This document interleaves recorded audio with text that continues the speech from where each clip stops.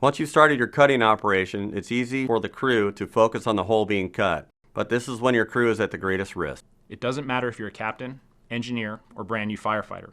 Everyone needs to make every effort to maintain good situational awareness. And if you see any of the following signs of things going bad, make it known to your entire crew immediately.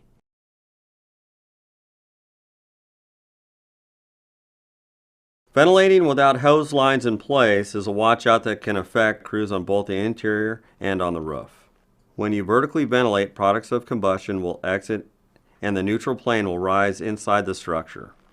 As long as there are hose lines in play, this will lead to improved conditions on the interior of the structure and will support fire attack.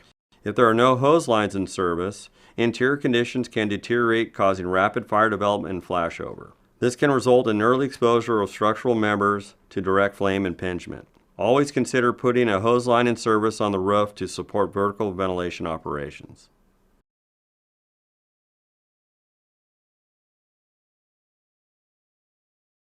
Effective communication with fire attack is essential to choosing the right time and place to ventilate, to prevent injuries from falling debris, and to prevent rapid fire progression caused by poorly timed vertical ventilation.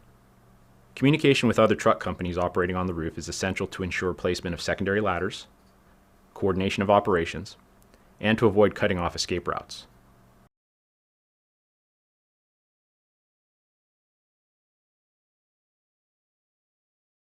Each crew member on the roof should always be alert for signs of a roof that is weakening. Growing vent pipes, sagging, bubbling or smoking tar, spongy areas, fire through the roof, and unexplained loud popping or banging from below are just a few indicators of pending roof failure.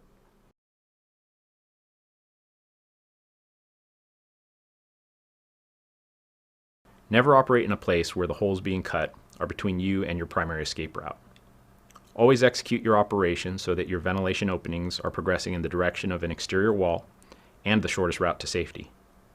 Don't allow other crew members or truck companies to cut holes in places that might cut you off from the shortest route to safety.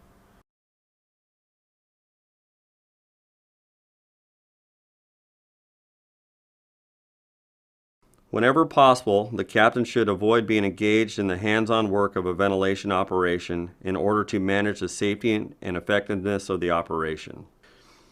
Because the majority of our truck companies operate with 4 personnel, maintaining a lookout can be challenging on a large commercial structure fire. If all crew members must engage in hands-on work, the operation should be planned to minimize the hazards, since situational awareness will suffer.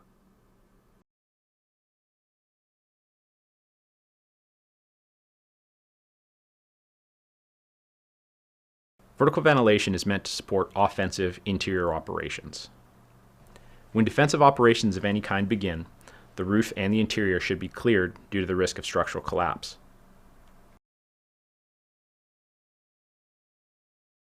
All right, so now we've covered watchouts 10 through 15, things that we need to be looking for while we're in the middle of our cutting operation. Number 10, no hose lines on or near the seat of the fire.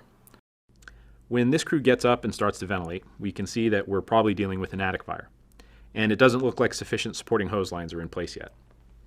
Number 11, no communication with fire attack or other crews on the roof.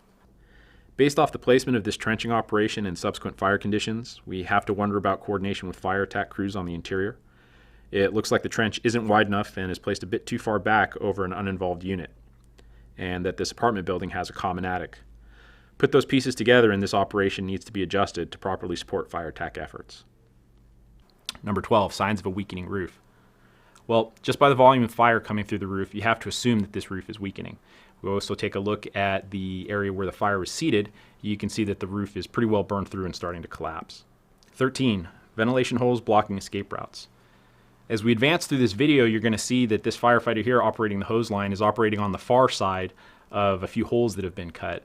This is a bad idea in any situation, especially because it looks like all the ladders are on the far side of the holes. Number 14, no lookout or safety. It looks like the captain here is trying to be heads up, so we'll move on to number 15. Defensive operations occurring during offensive ventilation operations. Doesn't look like any defensive operations are taking place yet, but this is one of those situations where it looks like we've stepped into enough watchouts that we need to take a moment, take a tactical pause, reconsider our position, and then re-engage.